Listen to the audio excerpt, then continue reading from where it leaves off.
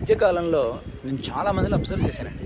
చాలామంది కష్టపడి సంపాదించాలి, ఆ సంపాదించిన దాన్ని భార్యాపిల్లలతో సంతోషంగా సంతృప్తిగా అనుభవిద్దామనే ఉండదు.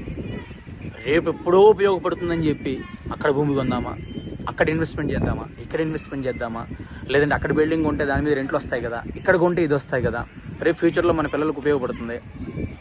అమ్మ, మీ పిల్లలకి కష్టపడి చదివించండి, జీవితంలో కష్టసుఖాలు చెప్పి పెంచండి.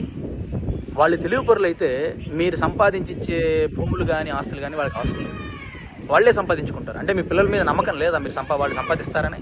లేకనే అంతంత భూములు కూడబెట్టుకుంటున్నారా? ఆలోచించండి.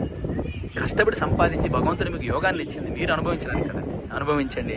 ఇంట్లో వాళ్ళకి ఏమేమి నీడ్స్ వాళ్ళు ఫుల్ఫిల్ చేయండి, హాయిగా ట్రిప్పులు తిరగండి, దాన ధర్మాలు చేయండి, క్షేత్ర దర్శనాలు చేయండి. ఇవన్నీ చేయకుండా మూట కట్టుకొని రేపు మీ పిల్లలు సంపాదిస్తారు, వాళ్ళు సంపాదించి వాళ్ళు కొంత సేకరిస్తారు. అనుభవించేవాడు ఇవన్నీ. రాజుల సొమ్ము రాళ్లపాలు అంటారు. ఇదే మీరు కష్టపడి కూడబెట్టుకున్నది మీ పిల్లలు కూడబెట్టి ఇదే మైండ్ సెట్లో ఉంటే దాన్ని అనుభవించేవాడు భగవంతుడు ఇచ్చిన భోగభాగ్యాలని అనుభవించడమే కదండి జీవితం అంటే. ఎప్పుడు పోతామో తెలియదు. హాయిగా బ్రతుకునంతకాలం భార్యాపిల్లలకి నీడ్స్ అని ఫుల్ఫిల్ చేసి పిల్లలను క్రమశిక్షణమైన లైఫ్ స్టైల్లో పెంచి వాళ్ళకి బాగా చదివించి హాయిగా లైఫ్ని ఎంజాయ్ చేయండి.